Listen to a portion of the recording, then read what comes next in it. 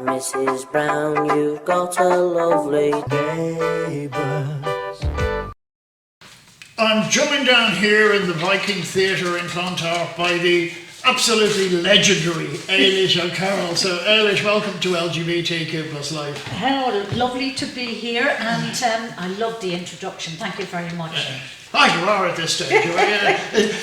It took us a lifetime to go overnight successes, didn't it? Yes, yes, indeed. Yeah.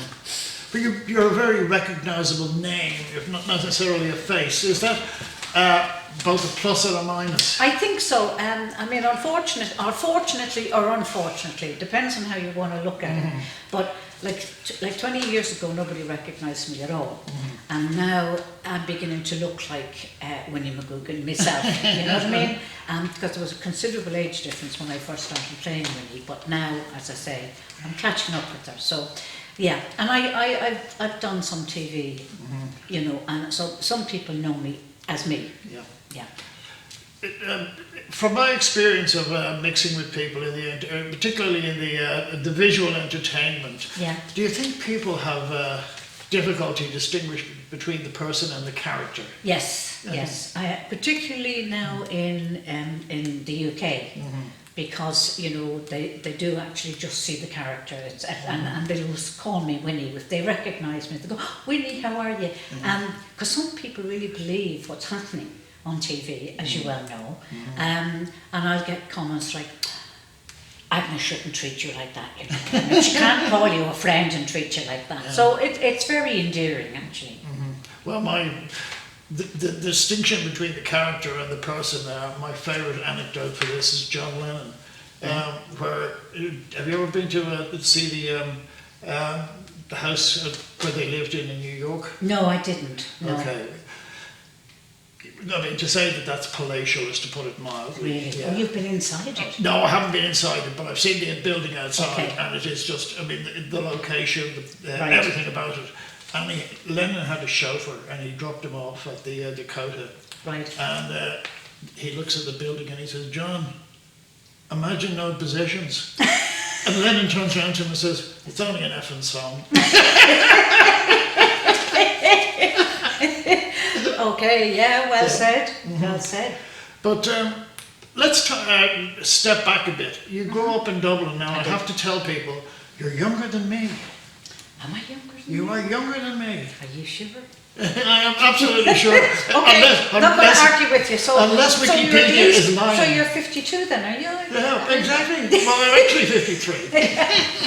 Oh, well then, yes. Yeah. But not only that, but you and I, we share, if you like, an initial heritage, or an initial pedigree, I will put it, because we both grew up in the North Inner City. We did. And I have some wonderful memories about growing up in the North Inner City. It was a very, very different city then, as you would well agree, Mick, wouldn't you?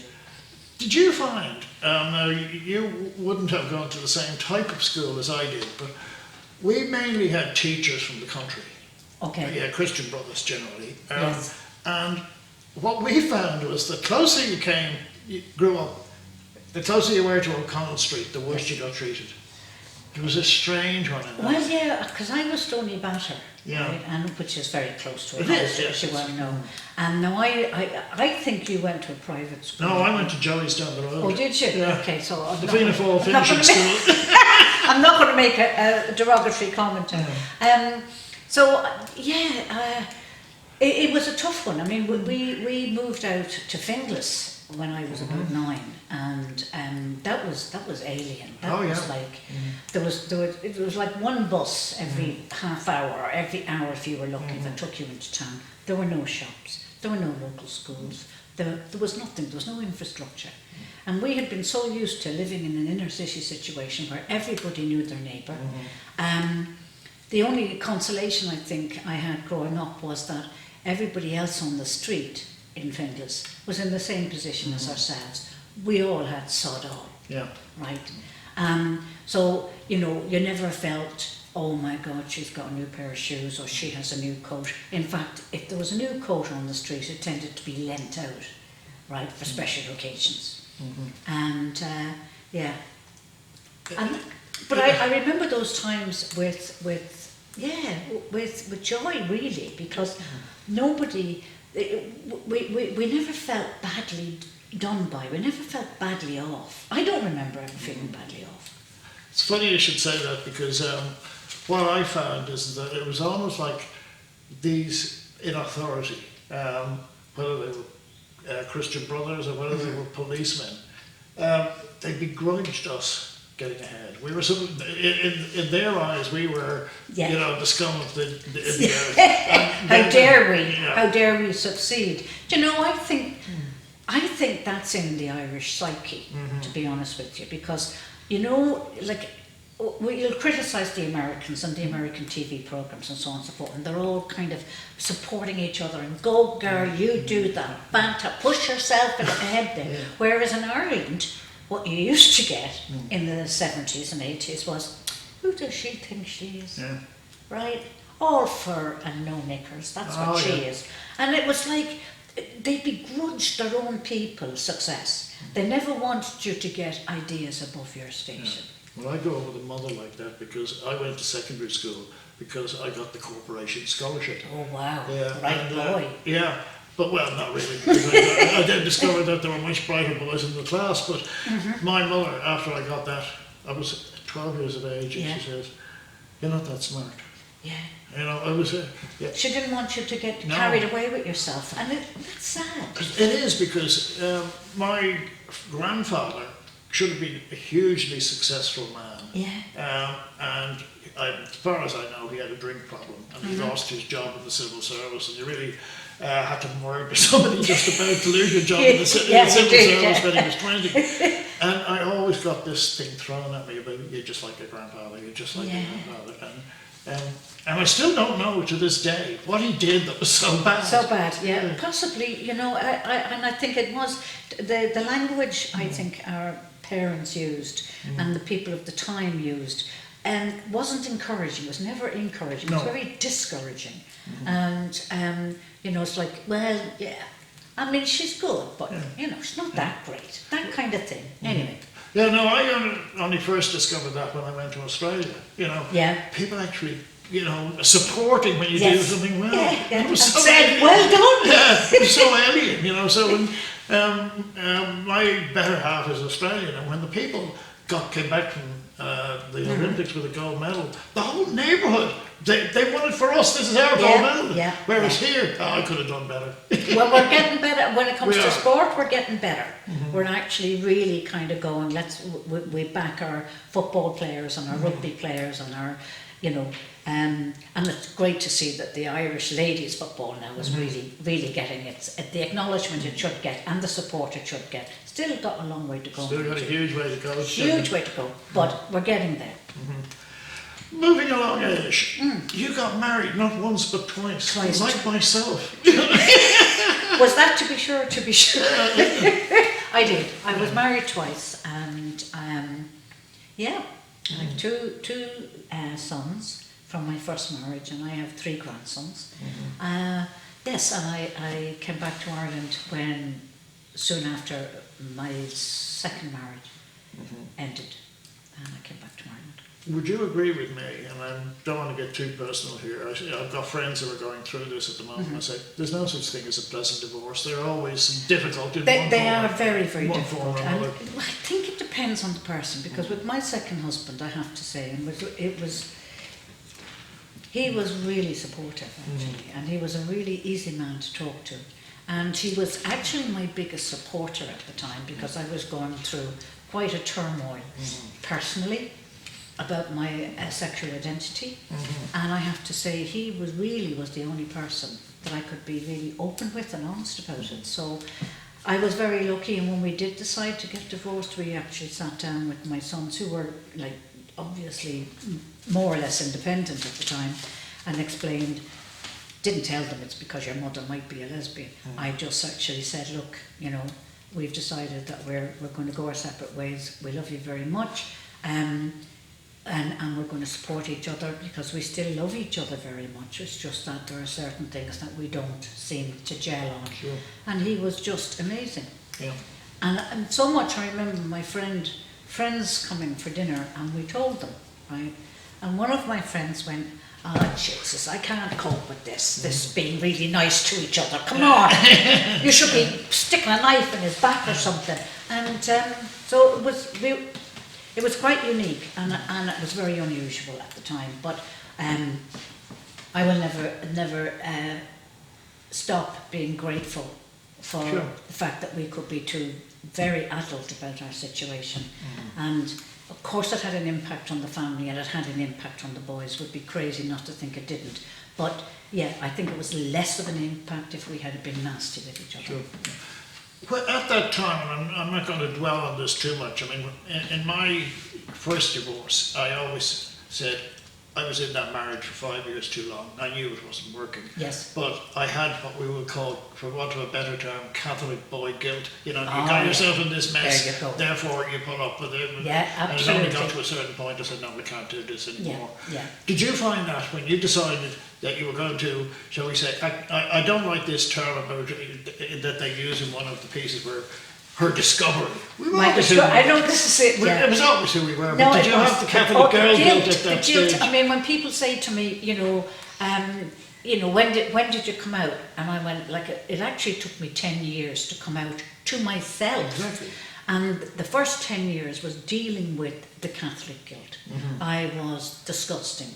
I was perverse. I was all the words that I had heard as a child describe somebody who was different. Right? Sure. And I was going to die in the fires of hell for this one. Absolutely. It took me 10 years to actually go through that, and some help, counselling, to say, hold on a second, I've done something wrong here. I haven't committed murder. I haven't, nobody is dead because of it. This is who you are. This is what you are. And embrace it, love yourself, warts and all. Yeah. And that's what I've done. It's funny, you used the term coming out. Now, I've never been, how can I put it? It's never a term that resonated with me, because I always accepted this is who you are. Yes. You don't necessarily go around shouting it from the rooftops. No. So the only time I would say I ever came out to anybody, I used to be the distribution point for GCN up in Coolin, Okay, where I worked yes, station there. yeah. And we used to just leave the magazines in the staff office. It was locked and everything like that. And one day, this is only about 10 years ago, we were in the canteen and this guy picks it up and looks at all of this. And it was a very, it was a very tame magazine, to be honest. And he said, "Did you ever do any of that?"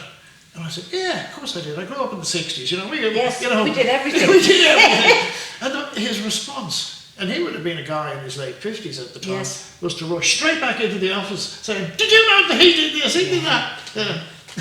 And that's, why, I suppose that's the only time. But you can understand, it was illegal in this country. It was also probably sectionable. Yes. Yeah. Oh yeah. I mean, it wasn't illegal for women. It was never illegal for women. Yes. Yeah, because they didn't take women seriously in any arena, and certainly when it came to being gay. Right, it doesn't matter. You're okay. You can. Yeah. So it was never.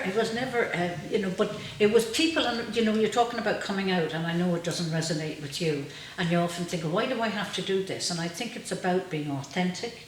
It's about being people knowing, because otherwise you're living that lie.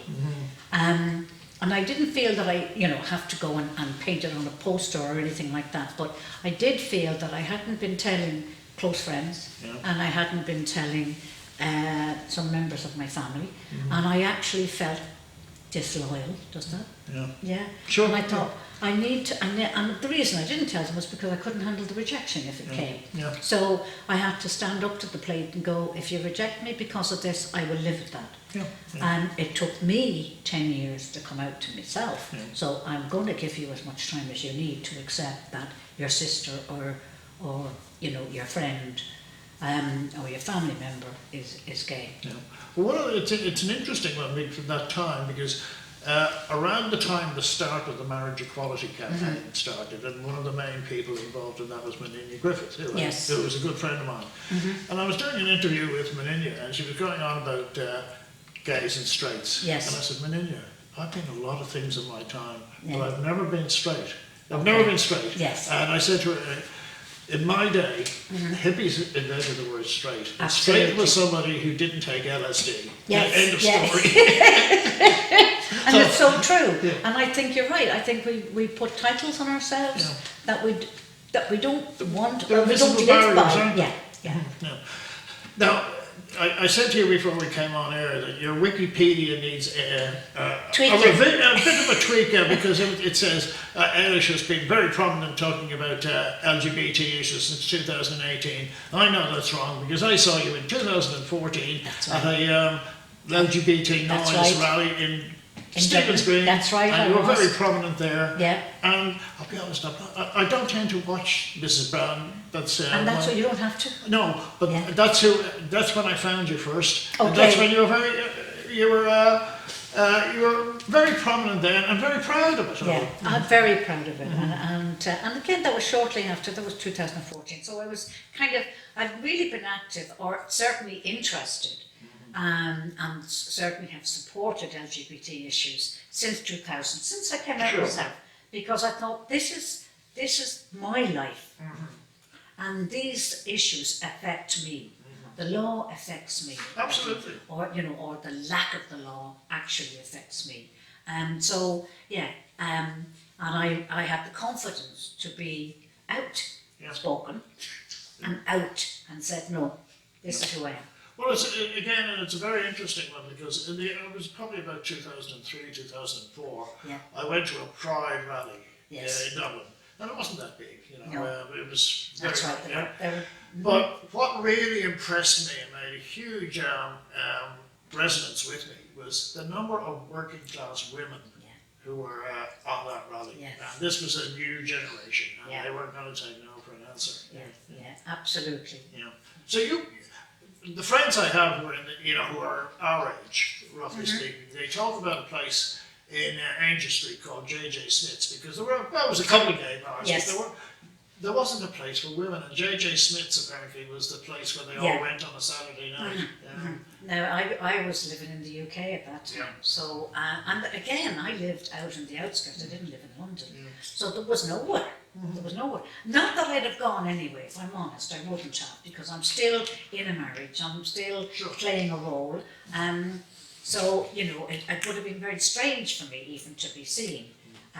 So it wasn't until I actually came back to Ireland that I started kind of tentatively making inquiries about what is out there for women like me. And I found a fabulous organisation via the Gay Helpline in Dublin. That were in Cork, and I was living in Cork at the time, and it was an organisation called Link, Lesbians in Cork, the only women's space in the whole of Ireland, still the only women's space in the whole of Ireland. Was the the Dublin Lesbian Line not coming in those days? Yeah, the Lesbian Line was, but it was Dublin. Yeah. Now we did set up, in fact I volunteered on the Cork Lesbian Line, and that's still going. So yes, Dublin was the main hub for support, but this is where a woman could go in and know that she was going to meet other women, right, or women who identified as lesbian. And I suppose really that's when I started to grow up, and that's when I got the support that I needed, the education that I needed, the understanding about myself that I needed, and what I loved about it was that I was never judged. I was never told, you are or you're not. It was never a question of, they never put labels on themselves. They were just there to support you. Sure. It's interesting, I did an interview with a young man, early 20s or thereabouts, about 2 weeks ago, and he's done a podcast about gay nightclubs in the UK.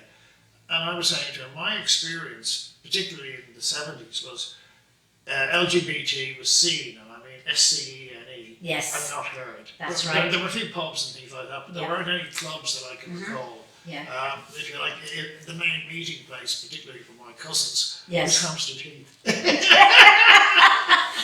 Well, very nice too, Hampstead Heath. I mean, the main place I went to in Cork City was a pub which no longer exists, called Loafers. Okay. And which was not far from Link. And the women had their night there on a Thursday night. Right? Never Friday or Saturday. Never Friday or Saturday. Now, we did have mixed stuff going on as well, but that was, and I mean, it wasn't, we had the back room. right? We didn't have the whole pub, but it was established as women's space, and that was brilliant. And because Cork is such a small community as well, you really got to make a lot of really good friends that I still have now, all those years later. Well, because of COVID, Yes. and you couldn't really get people to come around, I started doing radio interviews by Zoom. Right. And that allowed me to get people on from all over the place. Yeah. So they've got prides in Mayo, and That's they've right. got them they've got two in Tipperary. Yeah. Zurich, Donegal, oh, yeah. Kilkenny, The they're all small, yeah, well, small but beautiful. Yeah, last year I went to Wexford Pride. Oh, It did was you? fabulous. It was great. It was a lovely day. Okay, it's more like a picnic in the park. Yes. That's fine. Yeah. But the point I was going to make, and I made it to this guy, is that in the 70s or thereabouts, Yeah. I saw the LGBT as a scene. You know, Right, hippies I were a got you. scene, Yes, yeah. Whereas now I'm finding it's much more a community. Is that your It experience? is, that's my experience. It's much more a community. And because it's much more open and it's much more accessible. Sure. And you have the helplines, you have the support groups, which were all kind of hidden, right? They had to be hidden. But now it's very open and very proud, and I think that's... Well, we owe a lot of that to Chuck Feeney and Atlantic Philanthropies. Yes. Because so many of the organisations that have merged were supported by Atlantic Philanthropies, which is great. Yeah. But tell me, we'll leave the lesbian behind. Okay, let's When leave did you that. become a thespian? A thespian. Oh God, I've been a thespian all my life. When you come from a family of 10 and you're number 9, you learn how to act your way out of a paper bag because you want the attention that mommy is busy giving everybody else. So you learn how to, be noticed. So that was my training ground. But then, as a teenager, I joined a band called the Pentacon. And we would go around pubs and clubs and dives and enter talent competitions or open shows or whatever. And we got paid enough to get a bag of chips and the bus home, which is fantastic. But, I really enjoyed performing. So when I went to England, because life always gets in the way, this group, which I thought was going to be the biggest thing since Peter, Paul and Mary, obviously it didn't transpire to that. So I got married and went to England, and I joined a drama group. And that exercised my need to perform. And then in 1995, I think it was 96, Brendan offered me a job as wardrobe mistress and female understudy for his course, for his play The Course. And that's really where the birth of it was. And then I got the opportunity to play Winnie McGoogan for a couple of nights, and the rest, as they say, is history. No, it's your pension. Yes, absolutely, absolutely. No, it's, are you one of these people, and I see a lot in the entertainment business, that relatively quiet in life, but put you on a stage or a camera there in front of an audience, Yeah, I kind you of, become I have that. I'm always terribly nervous. I'm always very apprehensive. And I'm terribly nervous about tomorrow night, the opening night. But that won't stop, because I'll also be Thursday and Friday and Saturday as nervous.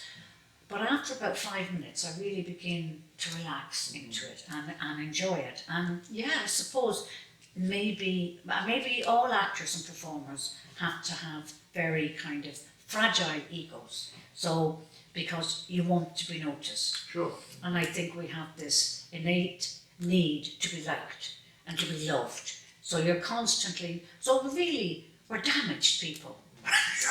Everybody's damaged. And we need that kind of clap on the back of the ears constantly. It's not enough to say you were really fantastic last night, because that was last night. Tonight, I don't know how they're going to go.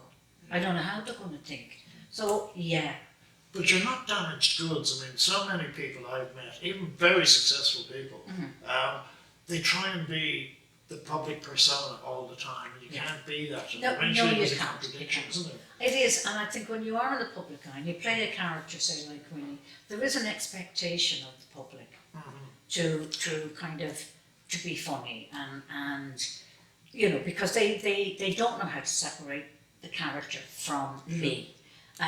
So in that respect, yeah, maybe I have to be a little bit. I can't really be myself, right? Because you're still performing, but with close friends and family and gatherings, yeah, I can be myself, and I love being myself. Well, as long as you don't get stalkers or anything like that, it's probably a good. Had the odd kind of yes, weird response and weird interaction, which will start off weird but became weird, that I had to kind of stop. Yeah. I was only on social media, and of course I'm allergic to social media. I don't go on social media very often. I know I should, right?